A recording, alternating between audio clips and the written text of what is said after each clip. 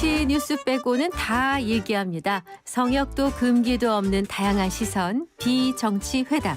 오늘은 반전의 반전을 거듭하며 위상 변화를 보여주고 있는 비트코인에 대해 알아봅니다. 비트코인 전문가이시죠? 건국대학교 블록체인 학과의 오태민 교수 전화 연결돼 있습니다. 교수님 안녕하세요. 네, 안녕하세요. 네, 반갑습니다. 네, 교수님 네, 불러서 반갑습니다. 감사합니다. 네. 자, 요즘 교수님 많이 바쁘신 이유가 이 비트코인 때문이잖아요. 요즘 네, 어딜 가나 사실은 비트코인 화제가 되고 있는데 요즘 네. 뭐 정신 없으시겠습니다? 네, 비트코인 가격하고 제 스케줄은 동기화되어 있습니다. 연동되어 있군요. 네, 네. 네, 네, 교수님에 대한 그 인터뷰 기사들을 좀 보니까 10년 전에, 그러니까 2014년에 비트코인 50만 원, 그러니까 한 개의 가격이 50만 원일 때 다량 매입하셨다는 기사를 들었습니다. 맞습니까? 아, 네, 그 기사는 인터뷰 기사는 아니고 그냥 그 기자께서 파헤친 건데요. 아, 네. 네. 예, 그래서 좀 과장이 있지만 10년 전에 구입한 것들을 하나도 안 판 건 아니고 네. 아, 예, 상당량 가지고는 있습니다. 근데 코인이 안 좋을 때가 많았거든요. 아, 네. 네. 안 좋을 때는 불러주는 곳이 한 군데도 없었을 때는 팔아야 합니다. 네. 아, 그렇군요. 그래도 지금 여전히 갖고 계시다. 그리고 네. 좀 많이 쌀 때 구입하셨다. 이거는 팩트군요. 네, 뺐을 때 맞습니다. 그 부러워하는 분들도 많으실 것 같아요. 네, 새벽에 카톡이나 전화 옵니다. 아니, 네. 그래서 그런지 우리 교수님 목소리가 차분하고 여유가 느껴지셔서 역시 이게 그 뒷배경에 비트코인의 보유가 아닌가 그런 생각이 좀 듭니다. 네, 자, 본 주제로 들어가 보겠습니다. 일단 비트코인 가격이 지금 얼마나 오른 거예요?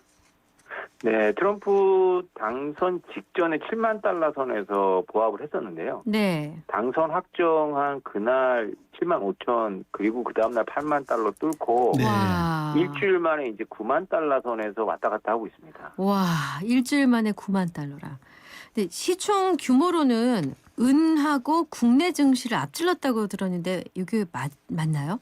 네, 우리나라 증시 세 군데를 다 합친 시총보다 높고요. 와. 그리고 은을 앞질렀습니다. 그래서 금, 엔비디아, 애플, 마이크로소프트, 아마존, 구글에 이어서 지금 사우디 아람코하고 각축을 벌이고 있습니다. 유기자리를 놓고. 와, 야, 사우디 아람코면은 그게 그 우리 세계 정유회사 정유 시장의 거의 그 탑인데. 야. 근데 왜 이렇게 랠리가 뜨거운가요?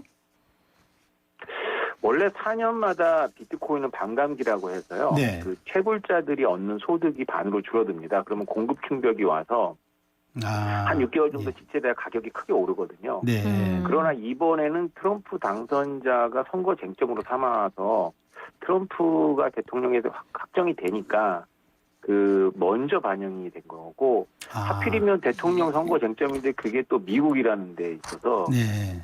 다른 나라가 아니라 미국이라는 데 있어서 아주 우리가 크기 때문에 이렇게 반응을 하고 있는 것 같습니다.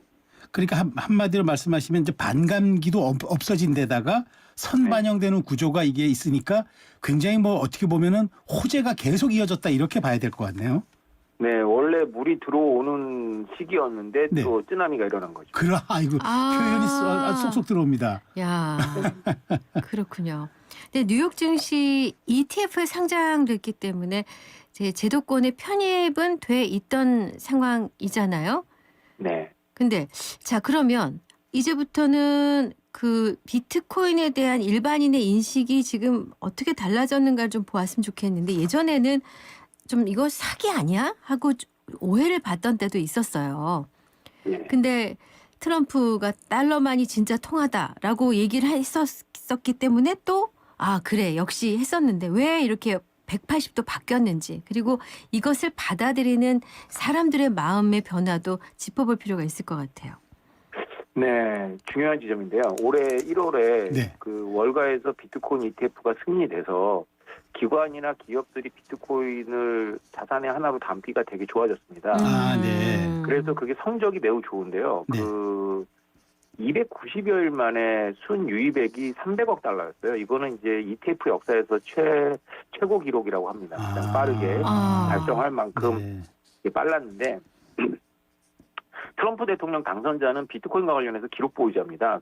그분이 현직에 계실 때 네. 비트코인을 직접 트윗에 지금은 X죠. 트윗에 언급하면서 스캠이라고 그랬거든요. 아. 이게 왜 기록이냐면 행정부 수반이 직접 비트코인을 언급하는 경우도 없었고 아, 네. 언급을 했는데도 그거를 사기라고 했으니까 이제 타이틀이 2개가 되는 건데요. 네. 이분이 재선에 실패했잖아요. 그렇죠. 네. 그때는. 그러면서 뭐 수사를 많이 받으셨어요. 그래서 작년에 조지아주에서 기소하면서 머그샷을 찍었는데 머그샷이 그 수사받을 때그 맞아요. 피의자들이 찍는 네네. 사진이잖아요. 그렇죠. 네. 이거를 이제 풍자한다고 NFT를 발행했어요. 그 이더리움 기반인데 네. NFT라는 거는 이제 그 우리가 뭐 아주 고가의 그림이나 아니면 아주 재미있는 고양이나 이런 것들을 만들어서 하나밖에 없는 그림을 토큰화하는 방식인데요. 네. 네. 자기 머그샷을 NFT로 만들어서 이걸 99달러에 팔아서 이걸 많이 사면 플로리다 자신의 저택에 와서 같이 식사하고 이런 식으로 했어요. 어머 네. 어머 어머. 네, 그래서 정치 자금을 많이 모은 건 아니지만 그게 상징성이 있었는데 네. 그때를 기점으로 이분이 완전히 생각이 바뀐 것 같아요. 그래서 올해 7월에 미국에서 내시빌이라는 곳에서 이제 비트코인 컨퍼런스에 이분이 출연하셔가지고 네. 비트코인 지금 팔지 마라, 내가 비트코인 올려주겠다, 뭐 이런 식으로 농담 비슷하게 하면서 네. 엄청난 발언을 쏟아냈어요. 그래서 아마도 두 아들하고 네. 두 아들이 전부 그 큰 장성한 두 아들이 전부 이 블록체인 디파이 쪽에 관련하고 있거든요. 아. 그리고 일론 머스크를 이제 우리가 페이팔 사단의 한 명이라고 부르는데 피터 티엘을 비롯해서 그 친구들의 영향이 크지 않았나 생각을 하고 있습니다. 네. 근데 사실 좀 독특하네요. 머그샷을 찍힌 것도 사실 치욕스러운 거라고 할 수 있는데 그거를 갖다가 상품화해서 팔 생각을 하고 많이 사면은 밥을 먹을 기회를 준다는 것 자체가 우리 상식으로는 저 이해가 좀 잘 안 되네요. 그게 이 시대의 젊은 분들의 어떤 특징인데요. 미국이나 우리나라나 이게 일단 재밌어야 됩니다. 네. 그래서 그거를 했을 때 우리 나이 든 사람들 입장에서 이해가 안 되는데요. 네. 그 젊은 분들하고는 소통이 된 거죠. 아하. 이분 되게 재밌네 이렇게 된 것 같아요. 아하, 그렇군요. 자, 근데 이제 그 트럼프 대통령이 이제 가상화폐 대통령이 되겠다고 공언했고, 그다음에 비트코인을 국가 전략 자산으로 비축하겠다고까지 이제 강조를 하고 있습니다. 네. 이런 상황에서 이제 일단 9만 달러, 아까 교수님 말씀하신 것처럼 이제 9만 달러 선에서 비트코인이 일단 횡보를 하고 있는데, 네. 자, 그러면 이제 우리가 진짜 궁금한 것, 10만 달러 돌파할까와 그다음에 지금도 살 때가 늦지 않았냐, 이 두 가지가 가장 궁금할 것 같아요. 어떻게 보세요? 제일 어려운 질문입니다. 올해 연말까지 10만 달러를 터치할 거로 보여집니다. 아, 터치는 그런데 한다. 아, 예. 네, 근데 이 조심하셔야 돼요. 왜냐하면 이 10만 달러는 굉장히 중요한 기준점이거든요. 네. 네. 그러니까 비트코인의 흐름을 보면 10달러, 100달러, 1000달러, 10,000달러가 굉장한 고비였습니다. 아, 그러니까 1000달러, 10,000달러를 각각 돌파하는데 최소 2년, 최대 3년 반이 걸렸거든요. 네. 네. 왔다 갔다 합니다. 그래서 만약에 이번 연말까지 10만 달러를 돌파해도 14만까지 갔다가도 다시 10만 달러 미만으로 내려갈 가능성이 아주 높아요. 그러니까 한 번에 못 넘어선다는 게 이제 저의 가설인데요. 네네. 왜 그러냐면 10만 달러가 굉장한 이제 기준점인데 누구의 기준점이냐면 그 비트코인을 저보다도 싼 가격에, 그러니까 저는 그래도 비싸게 샀는데 10,000원 미만에 산 사람들이 12년, 13년 전에 그렇게 산 분들이 꽤 많거든요. 네. 그분들의 자신의 그 자산 청산 기준이 10만 달러입니다. 그래서 이 고래들이라고 하는데 이들이 물량을 쏟아내면 기관들이 이걸 받아주면 가격을 유지할 텐데 네. 그게 움직일 때마다 비트코인의 특징이 이제 남의 계좌가 다 보이거든요. 아, 그래서 옛날 코인이 움직인다 그러면 그 뉴스 때문에 떨어집니다. 네. 아. 얼마 전에도 14년 된 비트코인 2,000개가 움직였어요. 네네. 내가 이제 팔 준비를 하고 있는 거거든요. 네. 그래서 지금 들어가도 늦지 않았다. 지금 들어가도 먹을 거는 있습니다. 올해 내년 6월까지는. 그런데 굉장히 타이밍을 잘 보셔야 돼요. 네. 참 교수님, 저 방금 전에 이제 1만 원대 비트코인 투자하신 분들 고래라고 표현하셨나요? 네, 고래라고 부릅니다. 고래. 고래. 네. 아. 자, 제가 아주 궁금한 게 교수님 좀 당황스러우시겠지만 제가 워낙 문외한이기도 하고 그래서 네. 기본적인 질문을 잠깐 여기서 곁다리로 드릴까 하는데요. 네. 비트코인은 더 이상 찍어내는 돈이 아니라고 들었어요. 그러니까 더 이상 찍어내는 화폐가 아니라 한정돼 있다고 들었거든요. 네, 맞습니다. 맞습니까? 네. 한정된 자산을 가지고 지금 냈다 팔았다 높아졌다 낮았다 지금 이런 상황이 아니겠어요? 네, 그럼 이게 맞습니다. 과연 이게 화폐냐 투자해도 아. 되느냐 그럼 네. 달러는 뭐가 되느냐? 이런 연속된 질문과 의문 속에 갇히게 됩니다. 맞습니다. 제가 10년 전에 주변 지인들한테 제가 쓴 책을 주고 비트코인 꼭 사라고 했는데요. 네. 아, 그때 교수님 주변이 친할 이제 걸.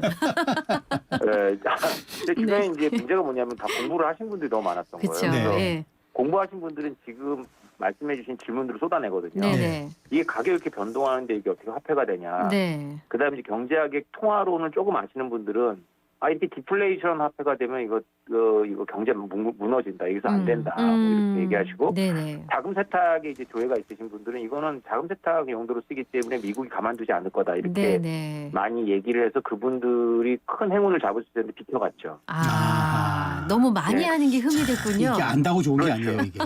네. 네. 그냥 제 말을 듣고 묵묵히 사신 분들은 지금 경제적으로 자유를 얻으셨거든요. 네. 그런 분들 대부분 분들이 계세요? 문제가 되는 거예요. 네? 묵묵히 사신 분들 계세요? 몇 명 있죠. 큰 온 은혜를 가족이 다 보셨습니다. 경제적 자유를 얻어서 지금 그런 분들이 선각자예요. 아무튼 또 옆길로 샜습니다만 네. 예, 계속해서요. 네. 그런데 이 비트코인은 새로운 현상이기 때문에 네. 우리가 과거에 우리들의 관념으로다가 이걸 정의 내리는 건 아직은 모릅니다. 왜냐하면 30년 전에 인터넷이 처음 나왔을 때 우리가 그걸 전자메일이라고 불렀거든요. 그렇죠. 네. 전자메일이 틀린 말은 아니지만 지금의 인터넷을 우리가 전자메일로 정의 내릴 수는 없잖아요. 네. 네. 비트코인도 마찬가지입니다. 이게 화폐를 흉내낸 모습이 있지만 새로운 화폐라고 보셔야 되고요. 네. 그리고 트럼프 대통령이 이렇게 공약을 내걸 때는 어떤 집단이 이거에 대해서 스터디를 끝내고 컨센서스가 있었기 때문이거든요.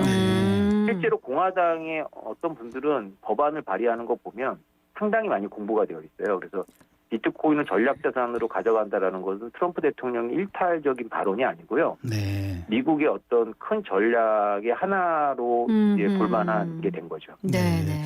자, 그래서 교수님 이제 우리 사실 이제 우리가 흔히 이제 재테크의 이제 수단으로 쓰는 주식이나 부동산 이것도 네. 사실 우리가 거품이 많이 끼어 있다고 봐야 되잖아요. 그러다 보니까 네. 이제 지금 폭락장 그다음에 불장 이런 것들도 이제 있기도 한데 네. 만약 이제 그 거품이 꺼지면서 이를테면 주식이나 부동산의 가치가 정말 대폭 하락할 때, 자 그럼 네. 그때 재테크의 그 수단으로 비트코인이 대안이 될 수 있느냐 이런 점들은 솔직히 많은 분들이 마음속에 질문을 가지고 계실 것 같아요. 아니 되게 중요한 부분입니다. 이론적으로는 비트코인은 기존의 전통적인 자산하고 반대로 가야 되는데요. 네. 경험적으로는 전혀 그렇지 않습니다. 네. 2020년 코로나 확산 초기에 모든 자산 가격이 폭락을 했거든요. 네네. 그때 비트코인 제일 많이 떨어졌습니다. 그다음 2022년 러우 전쟁 발발하고 나서도 비트코인이 제일 많이 떨어졌고요. 네. 그다음에 올해 중동 전쟁이 확전될 때마다 비트코인 떨어졌습니다. 그래서 시장이 불안이 고조되면 비트코인 유동성이 너무나 뛰어나기 때문에 밤새 돌아가거든요. 그래서 네. 폭격이 일어났는데 새벽에 주식시장은 안 열렸는데 비트코인을 먼저 파는 그런 기현상이 벌어지고 있죠. 아하, 예. 네. 이 그렇군요. 부분도 투자자들이 주의하셔야 돼요. 비트코인의 원리를 주장하는 분들은 비트코인은 전통자산하고 다르기 때문에 꼭 가져야 된다고 얘기를 하지만 그것도 맞는 말이긴 한데 실제로 시장에서 움직이는 것은 더 민감하고 더 크게 움직입니다. 그럼 비트코인은 총 몇 개가 있습니까? 존재하는 비트코인은? 비트코인은 향후 100년 동안 100만 개가 추가로 채굴될 것으로 예상이 되고요. 네. 그래서 총 2,100만 개로 고정이 되어 있습니다. 네네. 지금 나와 있는 게 2천만 개가 조금 안 됩니다. 그렇군요. 그렇군요. 자, 그 교수님, 요 사실 이 질문도 제가 굉장히 좀 여쭤보고 싶었던 건데 사실 엘살바도르 같은 남미의 소국이 네. 이 비트코인을 사들여 가지고 그 대통령이 나서 가지고 해서 요새 대통령 인기가 보통이 아니더라고요. 그야말로 이제 대박이 났는데 네네. 미국이 이제 이 비트코인을 전략 자산화하겠다 하고 이렇게 네. 트럼프 대통령이 미국을 뭐 비트코인의 수도로 만들겠다까지 얘기한다면 네. 사실 이러면 우리 정부도 뭐 한미 동맹도 중요하지만 이 정부 차원에서 이 비트코인 소유도 한번 검토해 봐야 되는 것 아닌가요? 그거 되게 정말 하고 싶은 말씀 이렇게 해주셔서 감사합니다. 네네. 지금 전 세계 정부가 소유한 비트코인 순위가 어떻게 되냐면 1등이 미국이고요. 네. 2등이 중국이고 3등이 영국입니다. 그렇군요. 그리고 4등이 의외의 나라인데요. 부탄입니다. 부탄. 부탄요. 네. 부탄은 진짜 가난한 나라인데 거기가 그렇죠. 히말라야의 수력 발전이 풍부하다고 해요. 네. 네네. 근데 뭐 가난하니까 전기도 잘 안 쓰는 거죠. 그렇죠. 근데 그 왕자님이 외국에서 공부하셨다는데 우리가 모르는 사이에 비트코인 채굴을 한 겁니다. 그 수력 발전은.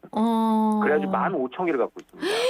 와. 지금 말씀하신 엘살바도르가 국가 돈으로 알토란 모은 게 5천 개밖에 안 돼요. 아, 그래요? 네. 네, 그래서 돈으로 모은 거고요. 네. 히말라야 산에서 내려오는 물로 네. 그냥 공짜로 채굴한 게 15,000개입니다. 그게 무슨 말씀이세요? 히말라야에서 아. 내려온 물로 채굴했다는 게. 그러니까 전기를 전기를 우리가 안 써도 계속 물은 흐르잖아요. 네네. 그걸 이제 남는 전기를 안 쓸 때는 물이 그냥 흘러가는데 아. 그 전기를 발생시켜서 발생시켜서 그러니까, 네. 채굴을 아, 했다. 참고로 비트코인 채굴이라는 것은 그 전기를 이용해서 특별한 컴퓨터로 네. 난수표를 맞추는 게임입니다. 그렇죠, 그렇죠. 네. 네, 그러니까 이제 전기로 하는 게임이거든요. 음. 그래서 이 전력 소모가 전기를 많이- 굉장히 들어간다 그러더라고요. 네, 전기를 많이 쓸수록 이길 확률이 높은 게임입니다. 자, 진짜 이게 이제 이 방송을 들으시는 청취자 연령대에 따라 이해도는 아주 상이할 거라고 생각됩니다. 이걸 교수님 말씀하시는 거를 찰떡같이 알아들으시는 분도 계시겠지만 네. 지금 뭔 말을 하는 거야 하는 분도 분명히 계실 것 같은데 그걸 좀 쉽게 예를 들어서 이 어떤 개인이 공부를 하고 능력을 갖추어서 채굴을 할 수 있는 거죠. 처음에는 개인들이 채굴을 했습니다. 네. 그런데 그 시대는 금방 끝났고요. 네. 아. 채굴이라는 게 완전히 산업화가 되어 있습니다. 네. 그 AI 데이터 센터라는 게 있지 않습니까? 네네. 그러니까 그렇죠, AI를 그렇죠. 사용하면은 AI가 그냥 하는 게 아니라 엄청나게 많은 계산을 해야 되거든요. 그렇죠, 네. 그렇죠. 근데 AI 데이터 센터를 구하는 게 되게 어렵습니다. 왜냐하면 AI 데이터 센터가 되려면 전력이 풍부해야 되고 아하. 그다음에 기계를 시킬 환풍 시설, 그렇죠. 그다음에 네, 냉방시설이 네. 되어 있어요. 열을 많이 식혀야 된다 예. 그러더라고요. 그렇죠. 그거를 할 수 있는 유일한 곳이 바로 비트코인 채굴업자들입니다. 네. 아하. 비트코인 채굴업자들이 이미 전기를 해결했고요. 네네. 그다음 비트코인 채굴기도 난방에 쓸 만큼 열이 많이 나요. 네. 그래서 이제 쿨링 시스템이 되어 있거든요. 네. 네네. 그래서 비트코인 가격이 떨어지면 비트코인 채굴업자들이 AI 데이터 센터를 아르바이트로 합니다.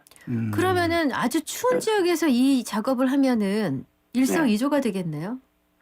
너무 정확하십니다. 비트코인 채굴에 최적화되어 있는 나라를 우리가 핀란드하고 노르웨이로 꼽거든요. 아. 그 나라는 추워서 쿨링 시스템 필요 없는데 그렇죠. 또 지열이 풍부합니다. 네. 어허. 그러니까 땅에서 에너지가 나오는 거죠. 열이 네, 나오는 네. 거죠. 예. 그래서 그걸 가지고 하면 부탄처럼 모을 수가 있죠. 네. 그렇구나. 그런데 우리나라 한국전력도 비트코인 채굴할 수 있습니다. 왜냐하면 우리나라는 원자력하고 이런 게 기관망이기 때문에 그렇죠. 네네. 잘 돼 있죠. 네. 네. 원자력 에너지가 많이 버려지거든요. 전기를 네. 늘 피크타임으로 쓰는 게 아니기 때문에. 네. 아. 그래서 비트코인 채굴하면 우리도 만기에는 금방 모으는데 네. 근데 우리나라 정부나 관료들은 비트코인은 투기로 보고 아하. 최대한 투자자 보호 쪽에서 보고 지난 10년 가까이 블록체인에 투자해 왔습니다. 네. 아하. 그러니까 이 현상을 기술로 보는 거죠. 그래서 아. 블록체인으로 기업들이 갔는데 다 기업들이 블록체인에서는 큰 성과 없이 다 그 부서를 다 없애버렸거든요. 아, 저런. 네. 그런 흐름 속에서 미국 대통령이 블록체인 얘기를 하고 있는 게 아니라 지금 가상자산 얘기를 하고 있는 거거든요. 네. 그럼 교수님 네. 여기서 옆길로 한 번만 더 셀게요. 블록체인 학과의 교수님이시잖아요. 네네. 지원하는 학생들이 많습니까? 네, 이게 대학원이거든요. 특수대학원. 네네. 아하, 네. 그래서 이제 내년에는 많을 거라고 보여져요. 왜냐면 올해부터 가격이 올랐거든요. 그러니까 관심이 그러면- 많아져서. 그러면 네, 네. 배출한 학생들이 예예. 많아졌다가 가격이 떨어지면 지원자가 없습니다. 아 그렇구나. 네. 그 교수님 배출한 학생들이 국내 기업에 머뭅니까? 왜 해외로 나갑니까? 우리 학생들은 일반 대학원이 아니라 특수대학원이라서 네네. 네. 보통 겸입을 하고 있죠. 이미 직장에 아 다니고. 경험을. 특수대학원이니까, 아 네. 이해됐습니다. 네네. 자, 그 이제 조금 현실적인 얘기 좀 여쭤보겠습니다. 비트코인은 네. 이제 우리나라에서 더 비싸가지고 그 다음에 이제 이러다 보니까 김치 프리미엄 이런 말들이 많았잖아요. 네. 근데 지금은 오히려 국내에서 사는 게 더 저렴하다는 말이 있는데 이게 사실인가요? 네, 김치 프리미엄이라는 게 이제 우리가 보통 10%에서 20%까지도 갔었고요. 네네. 2017년도에는 한때 40%까지도 올랐습니다. 아, 네. 그래가지고 그냥 일본에 왔다 갔다 하면서 무위험으로다가 돈을 벌기도 했었어요. 그러니까 일본에서 사서 한국에서 팔면 그냥 돈을 버는 거였거든요. 네. 근데 지금은 김치 프리미엄이 마이너스거나 거의 없습니다.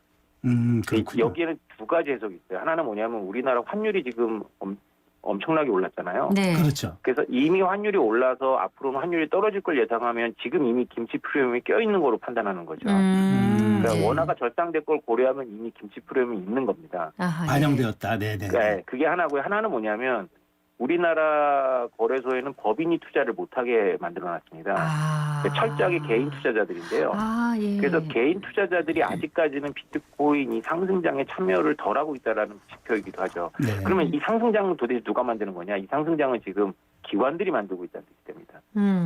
이제 중요한 질문을 이제 준비하고 있습니다. 저희가 비트코인 그 외에 다른 암호화폐들도 강력한 상승세를 보이고 있는데 이른바 알트코인, 그러니까 대체 네. 코인에 투자하는 분들도 많은데요. 네. 요즘 코인 거래소 업비트에 들어가 보면은 비트코인보다 도지코인이나 리플 거래량이 폭주합니다. 네. 이거 근데 과거 알트코인이라고 하면은 이더리움 정도만 알고 있었는데 네. 이런 알트코인 투자하는 분들이 많으시죠. 우리나라는 알트코인 투자자가 훨씬 많습니다. 아, 그렇군요. 특히 리플 투자자들이 많은데요. 네. 최근에 리플 투자자들이 아주 기뻐할 일들이 생기고 있죠. 리플이 크게 올랐습니다. 며칠 네네. 사이에. 예. 네. 그다음에 도찌는 일론 머스크랑 관련한 이제 밈코인이고요. 네, 네. 네, 네. 그래서 도찌하고 리플을 가지신 분들은 지금 굉장히 기뻐하고 계시죠. 그럼 대체 코인, 비트코인과 대체 코인들의 뭐랄까요? 세 다툼이라고 하긴 그렇지만은 비중이 어떻게 네. 달라질 거라고 전망하세요?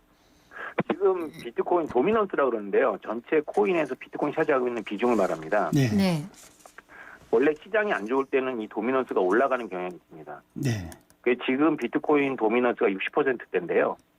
이제 쭉 빠질 겁니다. 네. 40%까지. 왜냐하면 이제 알트 시장이 본격적으로 시작할 거로 보입니다. 네네. 근데 예전하고 달라진 게 있다면 알트코인 시장을 주도하는 게 이더리움인데요. 네. 이번 시장은 이더리움이 아니라 도찌하고 XRP, 리플이 코인 이름이 XRP거든요. 네. 네네. 그래서 리플과 도찌가 주도하는 게 좀 특이하긴 한데 이제 알트코인 시장이 오고 있는 거라고 봐야 되겠죠. 그러니까 알트코인 시장이 오늘 신호로 봐야 한다는 말씀인데, 네. 자, 근데 이 문제 한번 좀 짚고 넘어가. 진짜 리플 계속 말씀해 주시는데요. 진짜 리플이 요새 뭐 국내 인기 코인이잖아요. 그러다 보니까 네. 뭐 사실 그 또 리플에 그동안 투자했던 분들이 또 손실을 많이 입었기 때문에 네. 그야말로 뭐 이른바 존버한다고 또 얘기도 나오고 또 그다음에 야 리플에 뭐 또 속냐고 이제 리또속이란 신조어까지 나오는 상황인데 네. 이런 리플의 불확실성 혹은 유동성이 있는 것 같은데 왜 이렇게 폭등하죠? 예, 제 개인적으로 한 3년 전에 리플을 1,000원에 샀습니다, 제가. 1,000원에. 네. 네, 많이 사진 않았지만 네. 뭐 몇백만 원어치 산 것 같아요. 네. 그런데 1,000원 될 때마다 제가 팔았는데 엊그저께 1,100원에 팔아서 기분 좋아했거든요. 네. 네. 근데 다음 날에 1,600원까지 올라요. 지금만 3년 1,500원 선 유지하는 모양이죠? 네. 3년 기다려서 본전이 돼서 너무 좋아했는데요. 네. 며칠 만에 1,600원이 돼서 지금 기분이 별로 안 좋습니다. 지금 근데, 그러시겠네. 근데 리플의 고점이 5,000원입니다. 아, 그러니까 고점은. 네, 리플이 아직도 갈 길은 되게 멀죠. 그래서 한국에서는 3,000원 이상에서 리플을 홀드하고 계신 분들이 상당히 많이 있습니다. 아, 그러시군요. 네, 리플의 대표가 이제 대표가 갈링하우스라는 분인데 네. 이분이 트럼프 캠프에 엄청난 선거 기금을 냈습니다. 아. 그리고 이분이 지금 SEC 의장 후임을 선정하는데 그 개입하고 있다는 뉴스가 있었어요. 아. 그 게리 겐슬러 SEC 위원장은 이제 민주당이 지명한 분이거든요. 네. 근데 이분이 사실 비트코인이나 우리 가상화폐 쪽에 적대감을 갖고 있거나 적대적으로 한 적은 없어요. 교수님, SEC가 다만 뭔지 잠깐 설명해주고 넘어가시죠. 우리나라로 따지면 이제 그 증권거래위원회. 아, 증권거래위원회. 네네. 네, 네, 네. 왜냐하면 비트코인이 이제 증권성이 있으니까 그렇죠. 이제 SEC가 이제 관할을 하고 있었습니다. 그래서 모든 코인은 이제 증권이다 이런 명제를 이제 만들고 이제 다 모든 코인을 규제하는 게 SEC인데 이 SEC의 위원장을 트럼프 대통령이 갈아버리겠다 뭐 이렇게 선거 유세 때 말씀하셨어요. 네. 오피스 데이 원데이 하시겠다 그러셨어요. 바로 그날. 근데 그렇게 뭐 되는지 안 되는지 모르겠지만 게리 겐슬러가 이제 그동안 영광이었다 이런 말을 올려서 지금 리플 쪽에서 흥분하고 있는데요. 이 게리 겐슬러 위원장이 비트코인이나 이더리움을 탄압한 건 아닌데 리플은 확실히 탄압을 했습니다. 왜냐하면 재임 기간 내내 리플을 증권성으로 가지고 이제 소송을 했었거든요. 아, 그랬군요. 네. 네. 그래서 게리 겐슬러 아웃, 리플 등장 뭐 이렇게 공식이 만들어진 겁니다. 그 저기 코인을 개발한 업자가 그 대표가 되는 겁니까?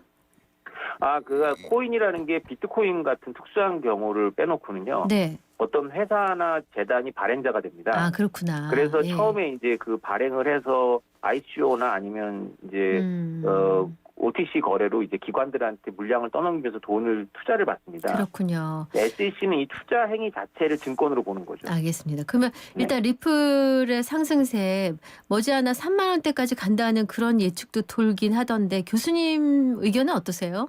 지금 들어가도 되는 겁니까? 리플이나 도치 그리고 비트코인의 가장 큰 차이점을 알고 투자하셔야 되는데요. 네. 비트코인은 모든 그 거래가 투명한 데다가 그 물량이 상당히 제한돼 있다라는 게 이제 알려져 있는 거고요. 네. 도치는 물량 제한이 없습니다. 어. 그다음에 리플은 워낙에 많이 찍어놨고 초기 홀더들이 어마어마하게 갖고 있습니다. 1,000억 개를 찍었던 걸로 알고 있어요. 물량이 어마어마하군요. 네. 그래서 리플의 시총이 조금만 오르면 이제 비트코인 시총을 넘어설 수도 있습니다. 어머나. 네, 그러면 이제 신기루가 되는 거죠. 그래서 그렇네요, 진짜. 네. 굉장히 조심해야 됩니다. 이거는 진짜 이게 비트코인으로 그 방식으로 접근하기에는 또 물량이 너무 많기 때문에 이 점도 항상 변수로서 고려를 해야 되겠네요. 네, 그렇습니다. 네. 좋습니다. 자, 그럼 가상화폐 르네상스가 도래할 것이다. 이런 전망까지 이제 나오고 사람들의 마음이 들썩이고 있는 건 사실이거든요. 네. 몰랐거나 이제 막 알았거나 투자 초반에 있거나 하는 비기너들을 위해서 한 말씀 해주신다면. 네. 비트코인은 없어질 현상은 아닙니다. 지금 미국에서 벌어지고 있는 일은 트럼프라는 분의 어떤 캐릭터에 의해서 우연히 생긴 것으로 볼 수도 있습니다만 언젠가는 일어날 일이라고 저는 보고 있거든요. 네. 그게 이제 지금 일어난 것은 우연이지만 언젠가 일어날 일이었다. 그만큼 비트코인은 국가 전략이나 그다음에 국민 복지에 관련한 신규 산업으로서 의미가 있거든요. 네. 그래서 이제 투자자 보호라는 관점에서 신규 산업으로 우리나라도 빨리 전환을 해야 되고요. 네. 그런 관점에서 보시면 좀 장기적으로 보실 수 있어요. 근데 당장 이 상승장에서 이제 내가 돈을 얼마를 버느냐 뭐 이런 것만 관심을 가지면 오히려 지금 굉장히 위험한 때라고 볼 수 있습니다. 가격이 너무 막 급변하니까요. 네. 자, 그러면 이제 제가 아까 또 질문의 연속인데 결국 이제 트럼프가 재임 기간 이제 4년을 갈 수밖에 없잖아요. 이제 재선했으니까. 네. 자, 그러면은 트럼프의 이 같은 방침들이 계속 쭉 4년간 이어진다고 판단하면은 네. 제가 아까 좀 미진했지만 우리 국가가 그러면 어떻게 좀 그 정부 차원에서 대처하는 게 좀 바람직하다고 생각하십니까? 우리나라도 잘하고 있는데요. 네. 너무 이제 블록체인 쪽에만 너무 투입을 해서 이 가상자산에 대해서는 좀 이렇게 터부시하는 경향이 있었어요. 그래서 한국의 주요 기업들이 전혀 코인을 손을 대지를 못하고 있는 분위기거든요. 네. 비트코인을 직접 사는 것도 있지만 코인을 발행하는 것도 하나의 방법입니다. 코인을 발행하는 것. 네. 네, 우리나라 대기업이 만약에 코인을 발행한다면 그거는 세계적인 코인이 될 수 있었거든요. 근데 그런 분위기를 전혀 조성을 안 했던 거죠. 하루도 빨리 이제 분위기가 바뀌어서 코인을 투자자 보호라는 관점이 아니라 빨리 우리 K코인을 만들어서 중요한 기업이 그래서 네. 코인과 부가가치를 연결할 수 있는 그런 모델을 한국이 만들어야 되겠죠. 그러려면 어떤 여건이 갖춰져야 되나요? 일단 정부 인사들이 이 비트코인을 무조건 조심하라 이렇게 어나운스를 하지 말고요. 네네. 그 기업들이 코인을 해볼 수 있도록 네. 시도해 볼 수 있도록 환경을 조성해야 될 겁니다. 알겠습니다. 자, 그러면 이제 우리 현재 정부가 하고 있는 게 실질적으로 이게 지금 그러면 어느 부서가 맡아야 되느냐도 사실 좀 논점 중에 하나잖아요. 네네. 그러면 이제 우리 기재부가 있고 산업부가 있고 여러 등등이 있는데 그러면 어느 쪽에서 이 문제를 조금 그 부처 차원에서 좀 핸들링하는 게 맞다, 가장 합리적이라고 또 생각을 하십니까? 그러니까 블록체인이라는 기술을 받기 때문에 이제 기재부 뭐 이렇게 됐던 거고요. 어디까지나 이 가상자산은 그 금융자산의 하나이기 때문에 네. 전통적인 금융 관리 감독하는 쪽에서 이거를 다루면서 네. 이제 기업들이 이거를 담았을 때 세계 장부에도 무형자산이 아니라 금융자산을 포함시킬 수 있도록 하고 네네. 무엇보다 지금 우리나라 거래소에서 우리나라 법인들은 계좌를 안 만들어줍니다. 네. 이게 불법이라서 안 만들어주는 게 아니라 정부 눈치를 보느라고 못하는 거예요. 예. 눈치를 보는군요. 네. 네. 그렇군요. 자, 공부를 좀 해야겠다는 생각이 오늘 아주 강력하게 든 시간이었습니다. 자, 건국대학교 블록체인학과 오태민 교수와 함께 비트코인을 포함한 코인의 세계와 투자 전망, 그리고 우리 정부에 바라는 재언까지 함께 들어봤습니다. 교수님 감사합니다. 말씀 잘 들었습니다. 감사합니다.